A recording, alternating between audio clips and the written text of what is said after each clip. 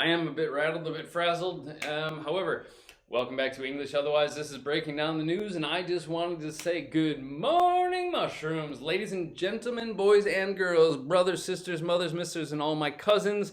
It's time to pick apart the headlines, help you expand your vocabulary, so that way you can better express yourself and impress others. As usual, an ugly, ugly day in the news. Yes, Trump shares a letter calling peaceful protesters terrorists because, well, why wouldn't he? A couple of them about positioning and weight. For example, this first one. His shocking description of demonstrators comes as he continues to lean into his strongman approach to the ongoing Floyd protests. Now, as you well know, if you're not living underneath a rock somewhere, there are protests that have been going on, that have been raging. They are going on, and so to make an adjective like that, and the ongoing protests. With the lean into, right now I'm standing straight. Now I'm leaning to one side. I'm leaning to the other side, which means my weight is going in that direction. And if you're leaning into something, and if you were to then apply pressure, you got more weight pushing down on it. And so to exert more effort, to try even harder to do something, instead of changing his approach, well, this isn't working, so let's go this way. Nope, nope, nope. He's, from the world of blackjack, doubling down, and he's really leaning into this approach because, yes, it's proven to be so popular and so successful. Face palm. Yeah, but so to lean into something means to double your efforts, to try even harder at doing the same thing. Because, you know, if you're banging your head against a wall and you're not making a hole in the wall, just keep banging your head. Oh, speaking of walls, and, well, that's one of his favorite subjects. He has walled himself off from America's conversation on racism. I think they're using this both figuratively and literally because he has added 2 more walls around the White House. But if you're walling yourself or someone else off from the rest of the world, you're creating a barrier. You're creating isolation, and so then therefore you can't see and or participate in whatever is going on outside the wall.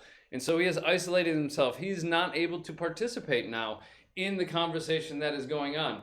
However, he's not much for conversation anyway. It's more just like word salad monologuing. Yeah, he hates listening to anybody else. That's for sure. I like this one. To drown out something. To drown, well, most of us humans are not able to breathe underwater. Yeah?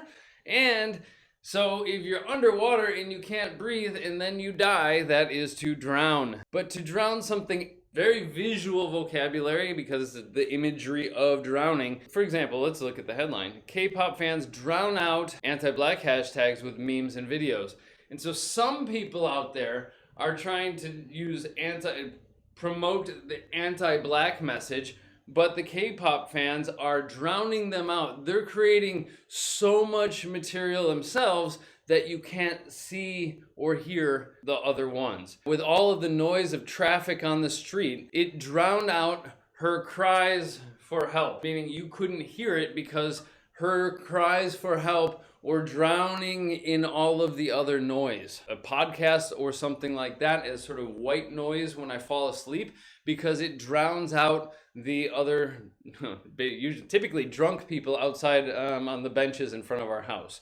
It drowns out all of the other noise and helps me fall asleep. Come into existence in a very explosive fashion, much like a volcano. Geez, the first time this ever even came up on the show, this word, I put it into one of the morning short videos that I have on the YouTube channel. How the George Floyd death resonates around the world, the way it's echoing around the world.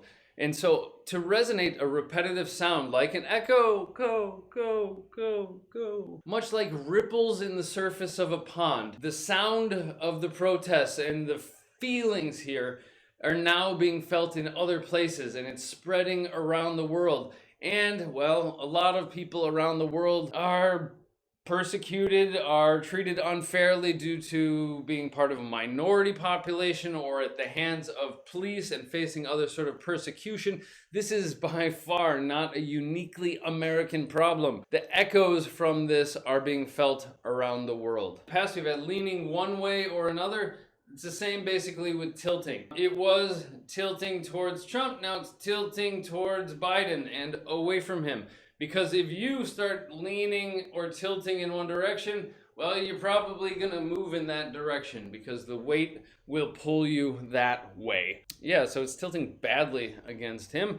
Well, because of his terrible reactions to everything. To suspect something is to believe that it is true, but it's almost always negative. Just like the case of crime. Who committed or did the crime, we call that person the suspect because we suspect them of doing it. If you see somebody on the street and you look a little bit questionable, they look suspicious, yeah, you suspect they might be up to no good. And so it's to believe typically something bad about another person or that something bad is going to happen. Well, we've known for a long time that they are generally kind of racist and they're not trying to bring the country together, but more divide the country. Nice visual here. Trump's foundation is cracking. The foundation is the concrete or the base upon which a building is then built. And so you need a nice, solid, stable foundation on which you can then build and move upward. And upward, just like onward, is progress. And so if that foundation is cracking, that concrete is cracking, it will destabilize the building. And his base, the voter base, is figuratively cracking. He's turning away voters with a lot of his actions. Good. I love these. The South China Sea simmers. India and Australia boost their defense ties. They are tying themselves to one another, then they are bound together. And so if you attack me, then we'll attack them. So sort of these alliances, ties are the connections that exist between people and countries. So the South China Sea is simmering. Now, for those of you out there who have ever cooked pasta or rice, you know that first you need to put water into a pot and then heat the water, and the water will eventually start to boil and the bubbles are coming up, it's evaporating, turning into a gas. If you add your pasta, then often you want to turn the heat down a little bit to decrease the heat so it's not just a running boil, just little bubbles coming up a little bit more slowly. And that's to simmer. It's not a running boil, but it's still hot. It's still bubbling. There are a lot of tensions in the South China Sea between, China and the Philippines and other countries claiming ownership of islands and building military bases, etc. And so, it's hot. Not boiling over yet, but it's hot. To retract something is to take it back. Yeah? And so here they're retracting their studies because maybe the data was corrupt. Often a newspaper or some media outlet will issue a retraction because they posted a story and they made some sort of claim and then they found out it was based upon bad information or corrupt information. And so they retract those claims and then issue an apology sometimes or just a correction. On a personal level, it's not very easy to retract your comments because once the comment is made, affects the way people feel. Projections are just estimates that are made typically on mathematical models or previous experience. And just like a projector will shoot beam light in a film up onto the screen or up onto the wall, because we're shooting light forward, we're projecting towards the future. Projections are about the future, not just films in the cinema. Same headline yesterday, slightly different words. It was just about following guidelines. Now it's following rules. Yeah, because people can't follow the rules. Well, they've already been sentenced to prison, maybe a period of 5 years, and now they're handing them, here, have another 10 years. They're giving them another addition to their sentence. They're not extending the one sentence, but adding another sentence or term onto the original one. To be weighing something is to be thinking about it, to be considering it. Think about Indiana Jones. I think it's Lost Ark or Temple of Doom. The famous scene where the boulder chases him, and first he's going to get the idol, and he pulls out his bag of sand, and he's like, and he takes a little bit out and sprinkles it. He's trying to see if it's right, just like when we're making a decision, as like with an old time sort of scale. You put the pros and the cons, the for and against. You're doing that cost benefit analysis. And so you're weighing the decision. Ooh, and it seems to be leaning towards, well, not running. Well, we haven't heard anything about him becoming a candidate for president. But he is the sort of ideological, arrogant sort of guy who would do that. I'm tilting towards please don't.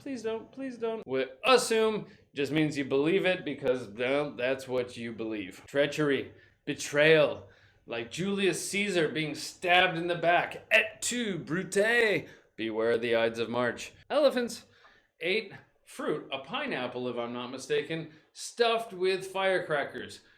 Whoever did that and it killed the elephant, those people should be forced to do the same thing, if you ask me. Not to get too biblical, but an eye for an eye. If you make an elephant or have an elephant eat an explosive fruit, I think you should have to do the same. However, stuffed with, it just means filled with.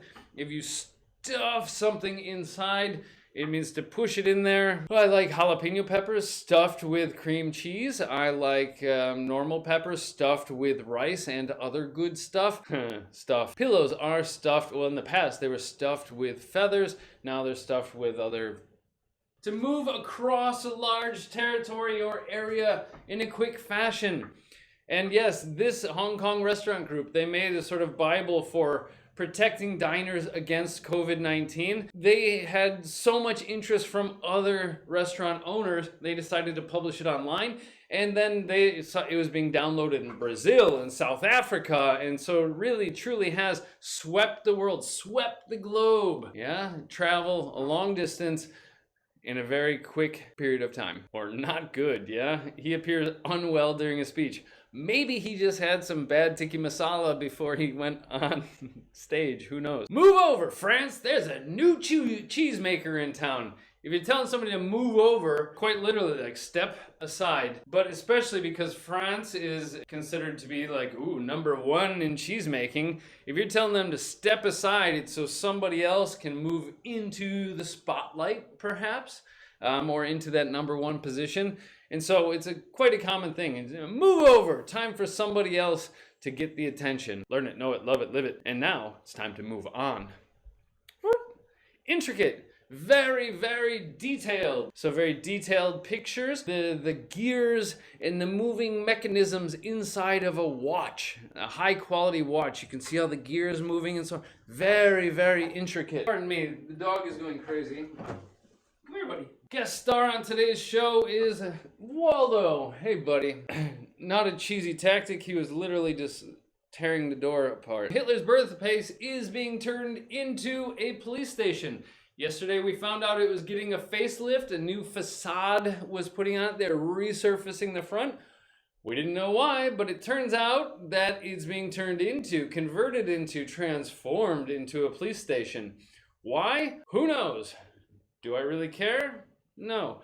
But people are probably idealizing it a little too much, using it as some sort of weird memorial, these like Nazi freak people. And so by turning it into a police station, it'd be that much easier for the police to be like, yeah, bugger off, move on, move along. Sorry, licking my fingers. It tickles hard to focus there. Whatever, moving on.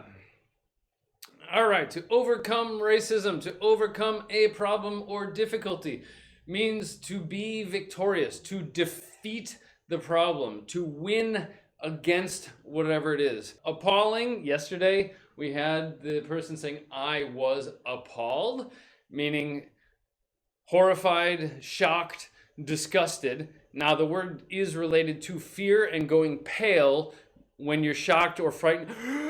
But nowadays in modern life, it has more of this, like, it makes your stomach turn, you're shocked, but you're not really afraid. You're more just like, I cannot believe that's awful. And so an appalling truth. Yeah. He says, I love peaceful protesters as he's having them tear gassed and beaten and pushed away in a park just so he could stand in front of a church, which is closed, mind you, with a Bible that is not even his and he's probably never opened or read. All right.